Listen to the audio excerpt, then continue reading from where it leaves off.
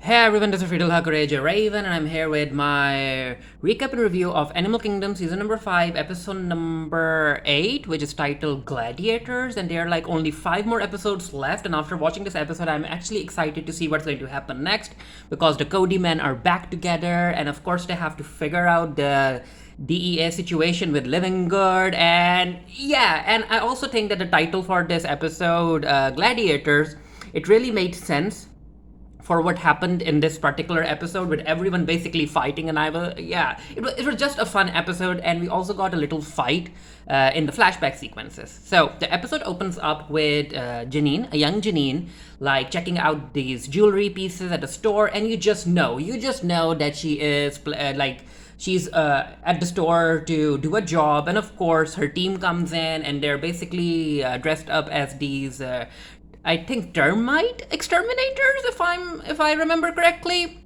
And of course, the salesperson at the shop is confused, and the spray that's being used is quite foul. So Janine is like, you know what? Excuse me, I have to leave. Janine leaves. 2 other customers leave, and the salesperson is like, hey, why don't you all stop this termite termination stuff and show me the paperwork while that's happening?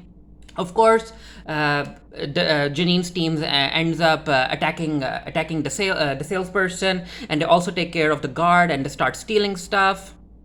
And this is where Jake ends up noticing that they're being recorded, so he's like, you know what? I need to go and take out the cassette tape that's recording all of the footage. And I took the screen grab because as Jake turned around, his hair did this flip, and I was like, ooh, this looks like a shampoo commercial. But yeah, he takes the tape away, and also the way that the salesperson was able to trigger the alarm to call the police over. I was like, wait, Jake, you're the one who placed the salesperson down on the ground. Couldn't you have placed him like further away from the alarm? But it is what it is. So of course everyone has to run away, and they do. And we see Pamela in the car, and Janine is like, you know what, Pamela, next time you're going to be the decoy because this was some very, very boring stuff. And Pamela is like, yeah, sure, Janine, as if a salesperson is going to flirt with me and try to, and basically accommodate me when I'm shopping and keep himself and everyone distracted. Which kind of talks about certain racist tones back in that time. And yeah, even though Pamela is part of Janine's group and Janine does care for her, she like basically left everything to her in the present timeline. I do think that through Janine, the writers are basically tapping into some of the prejudices and racist undertones and the privilege, basically, for the lack of a better word, the privilege that Janine has as a white woman functioning in the criminal world, and it's not the same type of benefits or the advantages that Pamela has, basically being a woman of color in the criminal world. And more or less standing out in, from what I can tell, a very majorly Caucasian community. But yeah, it is what it is. Which I'm like, you know what, the way that the writers are handling it, I'm enjoying it. The way they're leaving the certain hints and certain messages and layers in the narrative, talking about the advantages that Janine has, and those same advantages don't really apply to Pamela. I'm kind of rambling now, aren't I? But yeah, moving on. We cut to Andrew, and you just knew after his last interaction with Cassandra, you just knew that he was going to do something involving her kid, and that's exactly what he does. So while Henry is busy reading a book, I think he's reading Call of the Wilds, if I remember correctly, and he's also listening to music. So while that's happening, Henry's father is taking a swim, so Andrew is able to come into the house, and he ends up pulling the gun on Henry's father, and he's like, you know what, stay here. He ties Henry's father up, then he goes to Henry, and Henry's like, hey, wait, I remember you. You were with my mom, right? And Henry's like, yep. And Henry's like, so what's up? And Henry's like, hey, I'm not going to hurt you, but I want you to go into your room, pack your bags, we're leaving. And Henry, of course, agrees with Andrew, and Henry's like, hey, what about my dad? And Andrew's like, you know what, he's going to come with us, so you don't have to worry. So over at the Kodi house, Joshua is trying to find Darren. Darren isn't in his room. Darren isn't picking up Joshua's calls or answering his texts because, of course, Joshua wants to talk to Darren about the Living Good situation and also needs to tell him about what Pete did with the stash. We cut to Craig, and Ren has to go and bail Craig out. Apparently, she ended up paying like $1,000 for his bail, and she doesn't appreciate that because they're already low on money. And I have to tell you that after seeing the previous episode and also this episode, I'm not appreciating Greg getting back into his getting high and partying circle, and it's as if the writers don't necessarily know what to do with Greg. Like they might have an idea about what to do with him near the end of this series, but until that moment happens, they're basically giving Greg a filler storyline, which makes no sense to me. So yeah, Ren is like, hey, I'm busy, I have to go meet up with my friend, and Greg is like, you know what, it's all good as long as you take Noah with you. Or is his name Noah or Nike? Nick, my bad. Yeah, Greg is like, it's all okay. It's all okay if you take Nick with you. And Ren, of course, doesn't appreciate that because you just know that Greg is going to do something bad in this episode, which he does. So Joshua is waiting for Greg at his house, and Greg is like, hey, what are you doing here? And Joshua is like, I'm looking for Darren. He's not answering my texts. He's not picking up my calls. And this is also where Joshua tells Greg about the Living Good situation as well as the Pete situation. So there's a lot of blame game going around. Greg is like, hey, it's your fault that we are in the stash mess already because you lied to us. You told us that the job was money that we could use, but now it ended up being stash. That we had to involve Pete to sell. That we had to involve Pete in order to sell. And Joshua is like, hey Craig, did you know about the Adrian situation and that he's being looked on by the DEA? And Craig is like, you know what? Don't worry about the Living Good situation. The cops don't have anything on Darren or Adrian. And yeah, this is also where Joshua is realizing that Adrian apparently isn't dead because as far as he's concerned, Darren ended up killing Adrian, but no, Craig tells Joshua that Adrian is in Indonesia, and Joshua is like, you know what? At first, Adrian was Darren's problem, but now he's all of ours problem, and you can just see the little sociopath inside Joshua, like riling up. You just know that if Adrian was in front of Joshua right now, Joshua would have killed him. So we cut to Darren. So apparently Darren ended up going out of city or something in order to surf.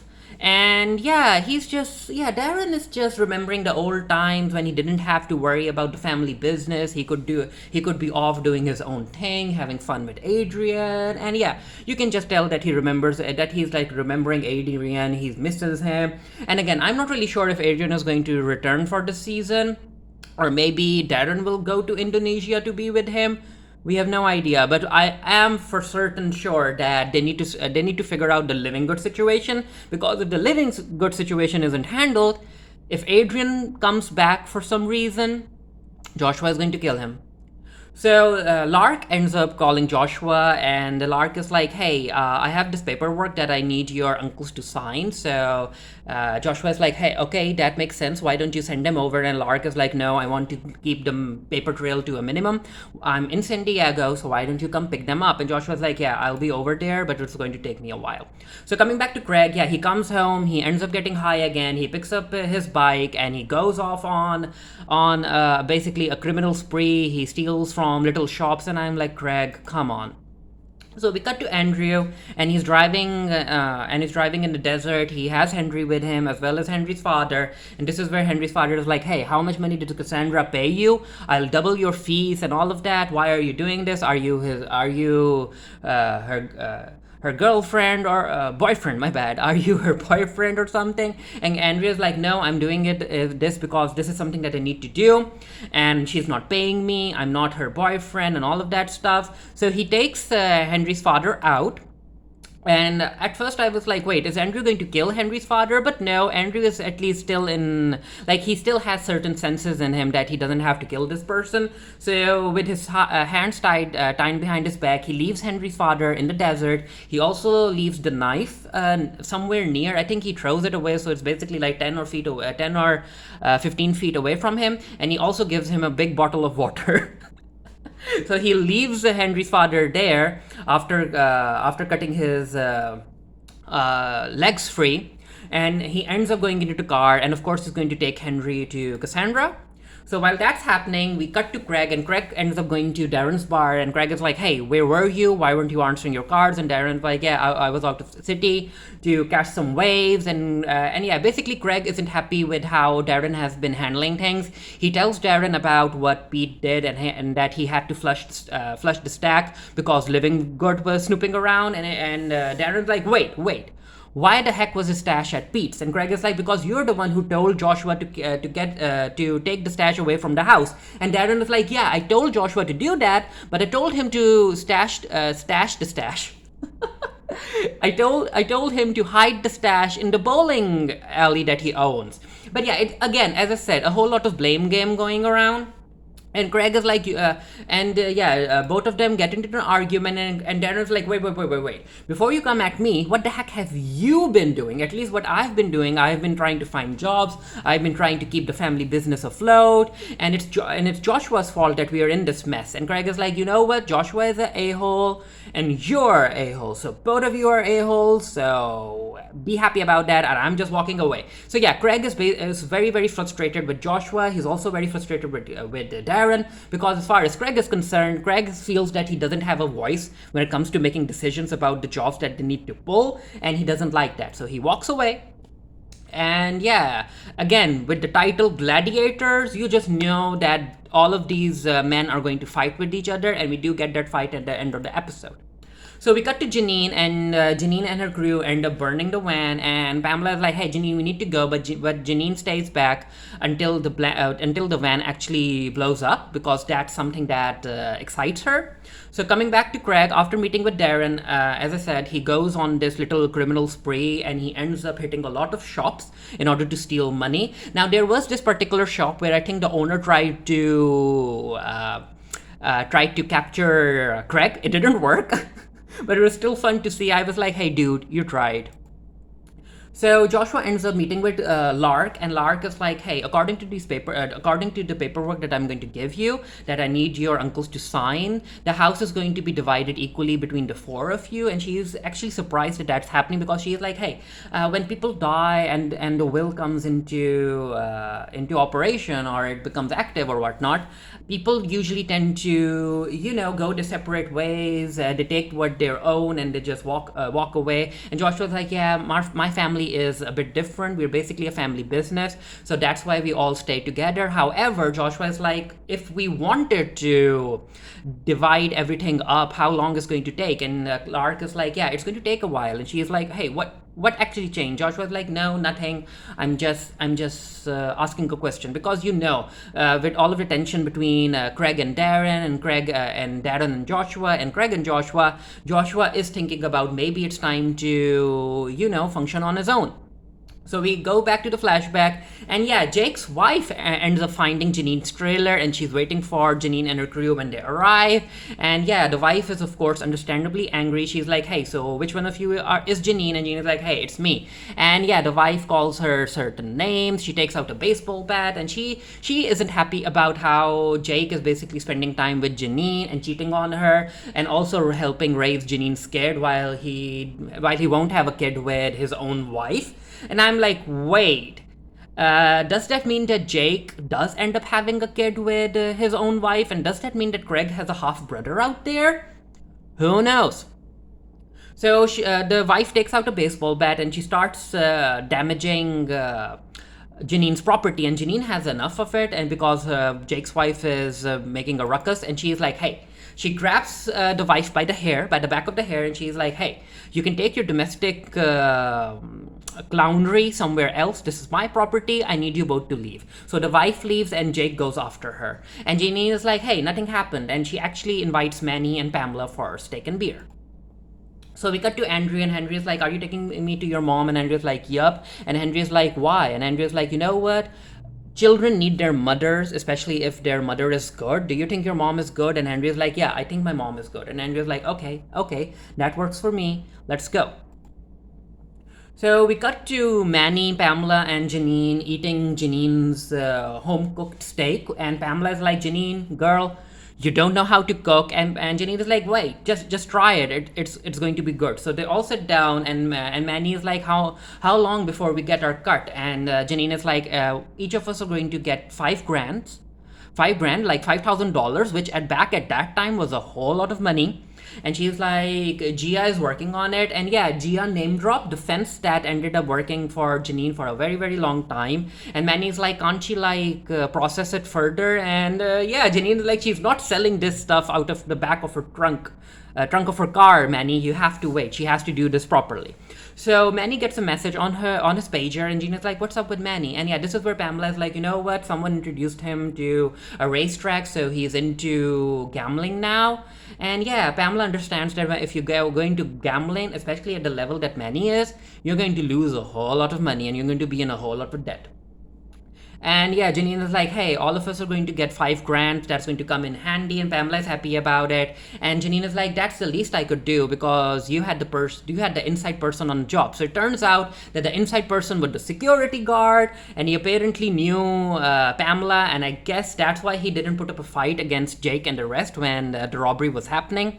And Janine is like, hey, Pamela, what's up? What's next? And Pamela is like, you know what, Janine, you need to chill. You need to rest. You need to actually breathe and actually be happy about what you just accomplished. We will do a job, but for now, just enjoy what we all did. So Andrew is able to take Henry back to Cassandra, and Andrew's like, hey, you guys don't have a lot of time. I need you to drive to the Canadian border. And basically he's sending Cassandra and Henry to Canada, and he gives Cassandra some money. And Cassandra is actually very, very willing about running away with Henry. And I'm like, you know what? That's a sign of a good mother, I guess. So because she actually wants to start a new life with Henry. And yeah, this is where Andrew is like, I bid you goodbye here. And I think Cassandra leans in to kiss him, but Andrew backs away, and Cassandra just kisses him on the cheek. And yeah, goodbye Cassandra, goodbye Henry. Considering Andrew's track record with women that he liked, I actually thought that he was going to hurt Cassandra, but thankfully that didn't happen. So yeah, Andrew, I think this brings a close to Andrew's current arc, because even though he couldn't basically heal his own relationship with Smurf because it's too late, Smurf's dead, helping Cassandra get Henry back, and seeing Cassandra being the type of mother that actually loves Henry in a healthy manner, I think that at least gave him a bit of closure. So Darren ends up going to Pete, and Darren is like, hey Pete, what the heck did you do with our stash? And Pete is like, hey, don't you come at me. You're the one who had the DEA snooping around, and because of the heat that was on you, I had to flush the stack away. And this is where Darren is like, wait, Pete. I am actually having a bit of trouble accepting that you ended up flushing away like $500,000 worth of stash. And Peter's like, Darren, do you think that I'm lying? And Darren's like, yeah, maybe. Like, Darren insinuates that Pete might be lying. And you know what? After thinking about it, that's a whole lot of money to just flush away. So I wouldn't be surprised that if Pete is lying about it, and especially after just one cop came snooping around. And anyway, Peter's like, you know what, Darren, this is the last time that I help your family, and we are done. We aren't going to do any jobs anymore. But again, I am suspicious of Pete as well. I think that he ended up keeping the stash for himself, and he's closing his business with the Kodi family because he doesn't want to do more stuff with them so they don't grow suspicious that he was lying or something. But yeah, after Darren's conversation, I'm suspicious of Pete too, but let's see what happens. So Darren comes back home, and he's especially worried. He's worried about Adrian. He's worried about the living good situation. He's worried about $500,000 that the family just lost. He is worried. So we cut to Craig, and after his little criminal spree, he ends up going to this bar, and he ends up buying this expensive tequila, and he's just going to drink it all away. And then we cut to Janine and Pamela. They're having fun. I think they're having nachos, and this is where both of them are laughing at the Jake situation, how his wife ended up coming for him, and Jake went away. And Janine is like, you know what? After what just happened, maybe he'll be back at my doorstep tomorrow. Maybe I'll never see him again. And Pamela's like, why don't you just leave him? You don't even like him. And Janine is like, you know what? He's loyal. He listens to me. He has a good chin. And this is where Smurf actually tells Pamela that she's open to having a kid with Jake someday. And Pamela's like, you know what? You're crazy. So both of them are talking, and Pamela's like, okay, so if you want more kids, then you'll outgrow this trailer quite soon. And Janine is like, yeah, I realize that, and that's why I'm saving up. I have a house in mind, and I'm going to buy me a house, and I guess it's the same house that's being currently being used by the Kodi family. So Janine wants Pamela to stay, but Pamela's like, no, I won't be drinking any more beers. I have to go home to my own kids. And yeah, Janine doesn't like Pamela walking away, and Pamela's like, Janine, don't be like that. You'll see me soon. And yeah, Janine is sulking because Janine is the kind of person who wants people around her. She wants her family around her. She wants her friends around her. And she just doesn't like people walking away from her. So Craig ends up coming home and he confronts Darren about the Pete situation, and he also tells Darren, and he basically throws a wad of cash at Darren, and he's like, you know what, Darren, this is what we should be doing. We should be stealing hard, cold cash instead of jewelry or finding stashes of addictive substances. Like we need actual money. And Darren doesn't appreciate the tone that Craig is using with him, and Darren's like, you know what, Craig, just get out of my face, and he walks away. And this is where Joshua comes in, and Joshua is like, Darren, why the heck did you not tell me about the Adrian situation? Why the heck did you not tell me about the Living Good situation? And Darren was like, hey, it's not my fault. You're at fault for handing over the stash to Pete, and now it's gone. And both of them are bickering, and this is also where Joshua is like, you know what, we are in this mess because you weren't strong enough to shoot your own boyfriend. And that was a line that Joshua just crossed. That was a very, very emotional button that he just pressed. And Darren actually turns to Craig and he's like, Craig, you also think that? And Craig basically doesn't say anything, but it's kind of implied that he kind of agrees, or maybe he did say yes, I don't remember. And this is where Darren goes in at Joshua and he ends up punching Joshua in the face, especially after Joshua just told him that he should have killed the love of his life. And I'm like, the girls are fighting. But yeah, these two fight, and Darren actually punches Joshua quite a lot, and he's like, hey, so you enjoy shooting people, huh? You enjoyed shooting Smurf, huh? So it's all coming back to Darren, and he's like, wait, so Joshua is basically a little murderer that we have running around in the house? And basically the fact that Darren thinks that Joshua actually enjoyed shooting Smurf, I think that Darren actually realizes that, you know what, we might be dealing with a little sociopath over here. And yeah, again with the scene, and again Joshua is like, no, Smurf told you to handle Adrian, but you couldn't. And Joshua actually ends up punching Darren quite a lot. So Craig comes in, and Craig picks Joshua up, and he pulls him into the pool, and he keeps Joshua inside the pool. You can tell that Greg is actually angry, very, very angry at Joshua. Like he's angry to the extent that he's basically okay with drowning Joshua. And yeah, this is where Darren had to step in, because Darren was like, Craig, this is enough. Let him go. And yeah, Craig lets Joshua go, and he goes inside the house. And this is where Darren gets out of the pool as well, and Joshua just sits in the pool. I think he might be suffering from some PTSD, Joshua, because you remember Joshua was submerged in the pool before, when I think it was Pete's people who came in to attack him, if I remember correctly. Nikki was there too. But yeah, this isn't the first time that Joshua was basically pulled into the pool, and he is not a fan of that. And this is a scene that actually made me laugh, because Joshua ends up going into his room and he starts packing up. And this kind of reminds me, you know what, when very young people end up getting into fights with their family or their older siblings or their parents, and it doesn't turn out the way that they wanted to, and they're very, very frustrated, they're very angry, and because they can't really hurt their parents or their siblings, they end up getting angry, and they're like, you know what, I'm not going to stay here anymore, I'm going to run away. And this is what Joshua was giving me during the scene. He was like, you know what, I don't want to stay with my uncles no more. I can't stay here, because he's angry at his uncles and after the fight that they had. Like Joshua ended up acting like a little kid to me during this scene. So Andrew finally comes back home, and of course he's surprised to see that the house is basically trashed. And also someone needs to water the plants, because if you look at the leaves on the left, they aren't doing well. So Darren comes in, and Andrew's like, so what happened here? And Darren's like, what, you mean what happened here today? what happened here yesterday, what happened here a week ago, like you've been gone a long time. And then it was like, I also need to ask you, Andrew, like, are you going to stay, or are you going to be a little psycho and leave whenever you want? And Andrew's like, no, I'm going to stay, because he basically hugs Darren, and yeah, he's back. He got what he needed with the Cassandra and Henry situation.